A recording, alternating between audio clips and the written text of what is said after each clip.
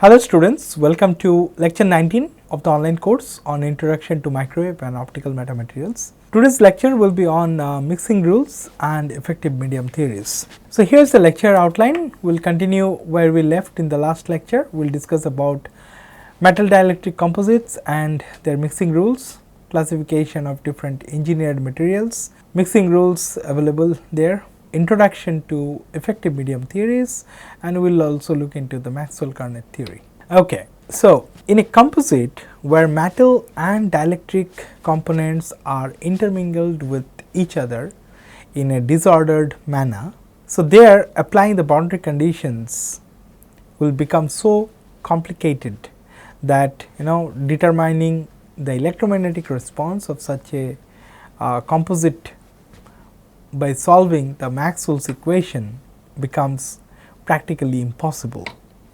Okay. Fortunately, under certain conditions, the solution can be signified significantly, and that we will see today, that for the study of optical properties of a composite system with inhomogeneity at a scale much smaller than the wavelength of interest.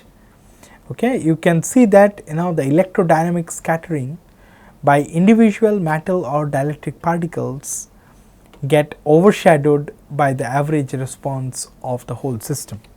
So that allows you to do some kind of averaging, right. Therefore, we can investigate the optical properties of a microscopically heterogeneous composite by evaluating the effective dielectric function of the macroscopically uniform medium. So that is very important, so it has been underlined. So we obtain this effective dielectric function in terms of the permittivity of the individual components as well as their respective volume fractions. So this method is known as effective medium approach.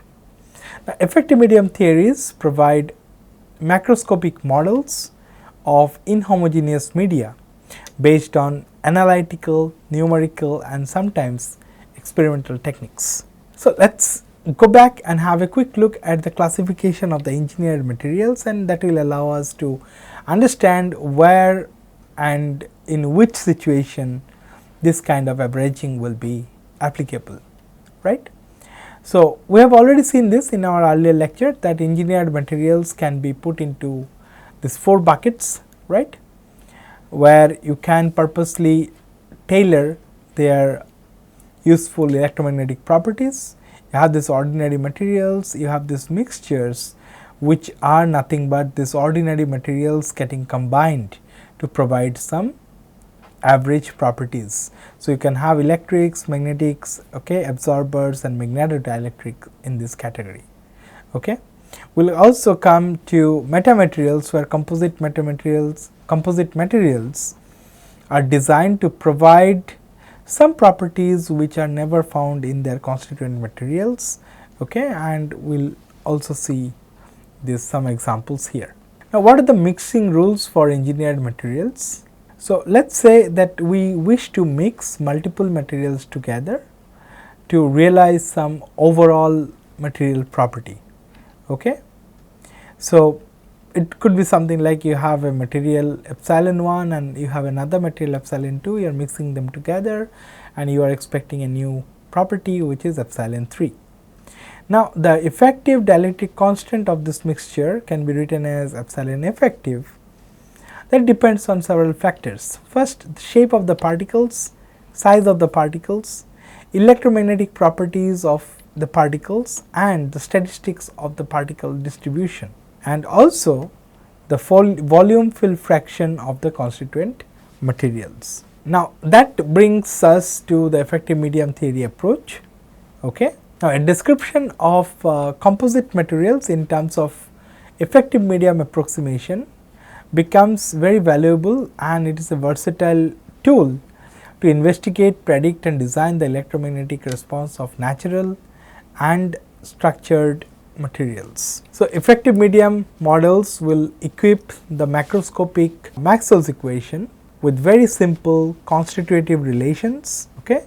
So, you can actually use those constitutive relations we have seen earlier, but here what is going to help you is that this effective medium approach will allow you to skip the complexity that comes from the light matter interaction happening at the constituent level. So, you do not need to go down to that microscopic level, rather you can have an overall property of the material and then use the constitutive relation to describe the light matter interaction with that composite material. So, when approaching an electromagnetic problem with this effective medium theory, it is very important to define the limit of the validity of this theory. So, you have to understand that this theory cannot be just blindly applied. So, there is a range or there is a validity range over which this theory can give you a correct prediction of the electromagnetic behavior. So, obviously pushing any effective medium theory beyond this validity limit may lead to reasonable, but only partially correct answers, and sometimes you can also get wrong predictions, right. So, what we understand that effective medium models usually depend on the electric and magnetic properties of the constituent materials, then the volume fraction of each constituents, and in some case the geometry of the structure also matters at the constituent level. Now, the fundamental limitation of these models will be that starting point of any approach for homogenizing the structured element is always the assumption that the wavelength of the incident electromagnetic field is going to be much larger than the characteristic scale of the inhomogeneity. Now, you can see this particular figure, it shows that there is a host medium with permittivity epsilon h, and then it has got two different types of nanoparticles embedded in it randomly. There is a type 1 nanoparticle with permittivity epsilon 1 and p. There is a type 2, the red one, you can see that is got, there is a type 2 nanoparticle with permittivity epsilon 2 and p. Now, depending on the size, permittivity and permeability of the constituents, as well as the index of the host medium, the limitations of the model may be more or less strict. Okay. So, what we are trying to do here, we are basically trying to represent this kind of a composite system where you have two different types of nanoparticles embedded into a host medium. We want to collectively represent this with some sort of effective permittivity epsilon effective, and this is where the effective medium approach is coming. Now, we were talking about those boundaries within which this kind of approximation will be valid, and that is where the Wiener bounds come into picture. So, for mixtures there exist limits on the range of possible effective permittivity values. Okay. So, you can get the maximum and the minimum values of these bounds from the Wiener bounds. Okay. So, if you have got a two component system, so you can find the minimum permittivity and the maximum permittivity can be given as 1 over epsilon min, that will be equal to f times 1 by epsilon r1 plus 1 minus f 1 epsilon r2. What is f? F is basically the volume fraction of the inclusion material epsilon r1 in the host medium epsilon r2, right. So, you can also find out what is the maximum permittivity value possible for the effective case. So, that is f epsilon r1 plus 1 minus f epsilon r2. Now, if it is a multi-component system where there is a host and there are many components, so in that case the minimum and the maximum can be written as this. So, 1 by epsilon min will be summation over m small m ranging from 1 to capital M. So, these are the number of components present in the host. So, you have to take the volume fraction of each component times the permittivity of that material, and that is what we are doing here. And you will see that all the volume fraction should add up to 1. Similarly, in the case of the maximum limit, you will see you have sigma small m ranging from 1 to capital M fm epsilon rm. So, that way you can get the maximum refractive index, right. So, these equations are basically used as first order effective medium theory. Okay. So, you can see all these terms are the first order terms. Now, if you take some example that your epsilon R1 in a two component system is 200. So, you can say you have got a dielectric material of permittivity 200 embedded in a host medium of permittivity 2.5. So, in that case you can do this plot of volume fraction on the x axis and you have the effective permittivity on the y axis, and you will see this is how the epsilon max will differ and this is how the epsilon mean will vary. So, you can actually have all these possibilities, okay, through mixing. Now, the two of the most commonly used effective medium approaches are this Maxwell-Garnett theory and Brugman effective medium theory. So, these are the two most important ones. So, each of these two methods basically depend on slightly different assumptions regarding the composite topology and the material properties of each component in the mixture. So, we will take up one by one. Okay. Now, depending on the relative concentration of the inclusions and the process of fabrication, metal dielectric composites may have different types of microscopic structures. So, here you can see the two different cases. Okay. So, we are presenting here TEM, transmission electron microscopy images of two samples which have two different topologies. So, you can see here these are both metallic dielectric composites. The first one is basically showing Maxwell-Garnett geometry and the other one is showing the Brugman geometry. So, just to tell you, the dark and the bright areas represent, the dark one represents metal and the bright areas represent dielectric components. Now, if you carefully look into the first sample over here, it looks like the inclusion particles, which are basically the black areas in the image, they are embedded in the host material, which is the white area, right. So, you can see that these things are quite dilute and all the particles have well defined spherical shape, few large, few small, but does not matter, the shape is very well defined. So, you can typically call this as a Maxwell-Garnett geometry. On the other hand, if you look into the other image, here you see that the two constituent materials are basically intermingled with each other, and the two materials, the dark and the light or the bright areas, these two materials basically play symmetric roles. So, it is difficult to say that which is the host and which is the inclusion, okay, and this kind of geometry is typically referred to as the Brugman geometry. Now, this is the classical approach for homogenizing media, which has got small inclusion dispersed in a continuous host medium or matrix, and this is typically the case with Maxwell-Garnett theory. So, you have got a host which has got a refractive index of epsilon, relative permittivity of epsilon h, and it has got a inclusion which has got a relative permittivity of epsilon I, and these are all separate grains, okay, distinct separate grains. So, in that case, okay, if we restrict our analysis to the case of non-magnetic and isotropic material, and if we assume that these inclusions are much smaller in size as compared to the wavelength, you can take up a quasi-static approximation for finding out the overall permittivity of this medium. So, for positive permittivity inclusions, that means if these inclusions are made of dielectric material, okay, you can use a rule of thumb, okay, that the particle size should not exceed lambda by 10. Okay. That means and that lambda by 10, the lambda is basically the wavelength measured in the effective medium.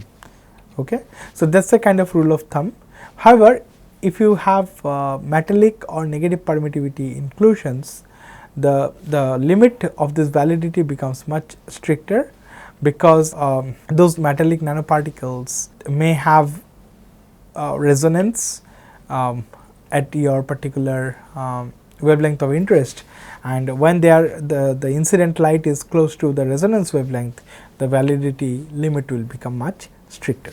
So, in the absence of any information about the shape of the inclusions, okay, it is very common and it is a natural approach to assume that these are all tiny spheres, okay, and we will show you the idea behind this Maxwell-Garnett homogenization approach with a figure, that if you again got a material, host material with permittivity epsilon h, which has got tiny inclusions of relative permittivity epsilon I, okay, and if this material is excited by an electric field, okay, the first thing would be to consider that, you know, in quasi-static approximation, the field is assumed to be constant over the length scale of each sphere.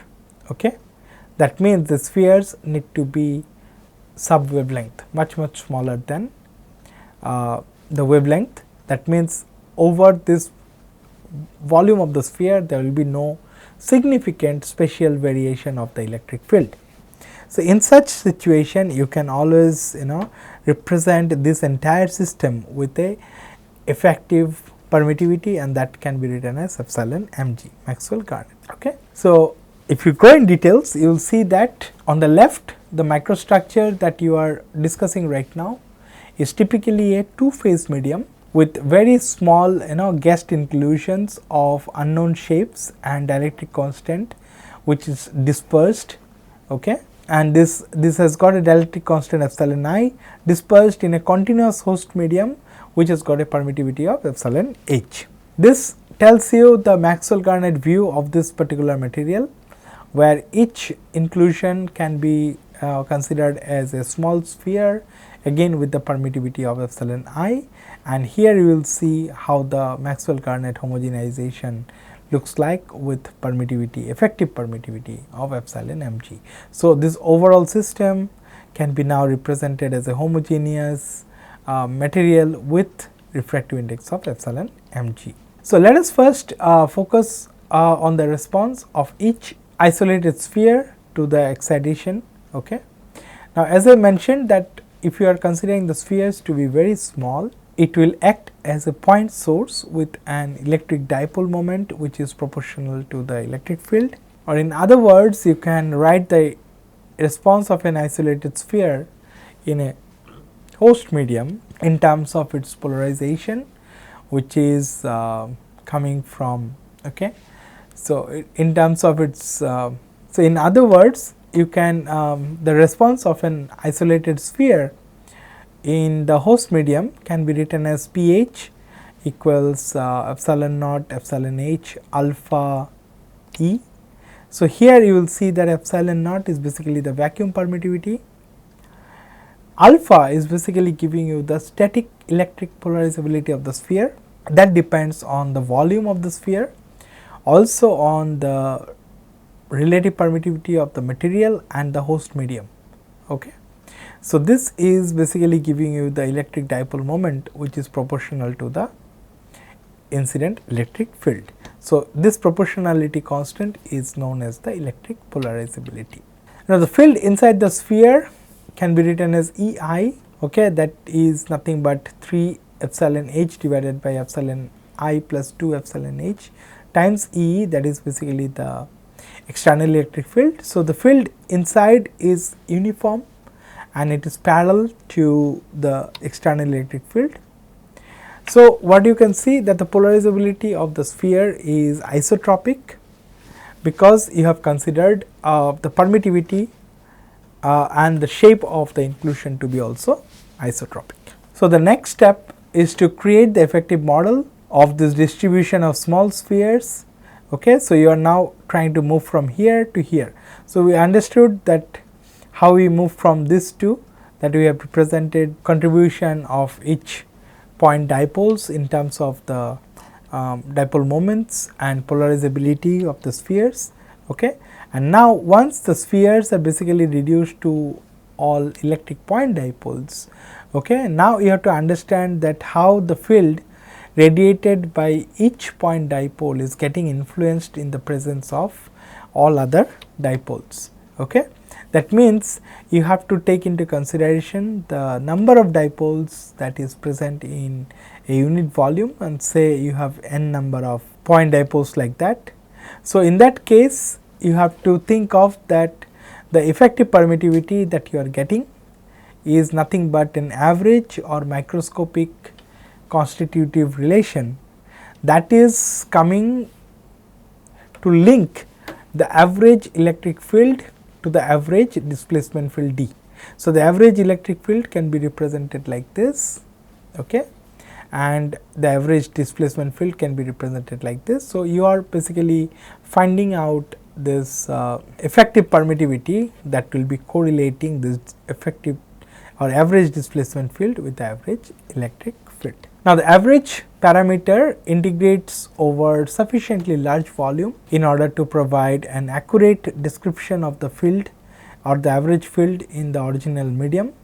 So, one can write this expression as average of the displacement field will be equal to epsilon naught epsilon mg times epsilon E, which average displacement field will be equal to epsilon naught epsilon mg times the average electric field, right. So, this is the effective relative Maxwell-Garnett permittivity that basically models the original mixture. So, one can also see that the average medium response, okay, that you are getting is basically nothing but the average response from the host medium, okay, plus you are basically getting the response from the dipoles coming from the small spheres, which are nothing but the small inclusions that is there in the host medium, and that is finally giving you the effective permittivity.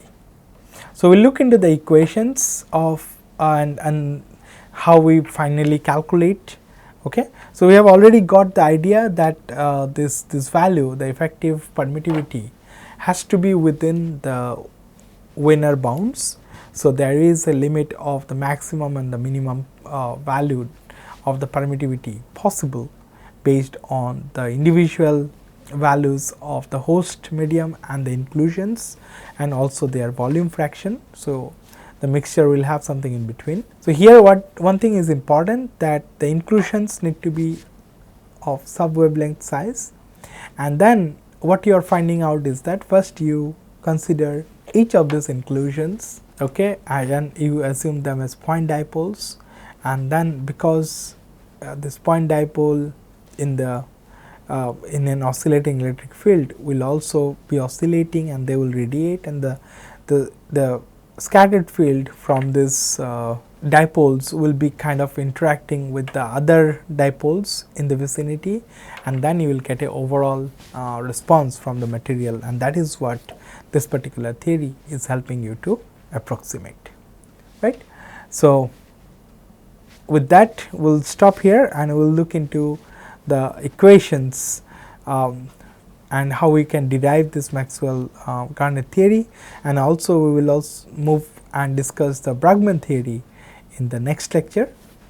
So, if you have got any question regarding this particular topic, you can drop an email to this email address mentioning the course name and the lecture number on the subject line.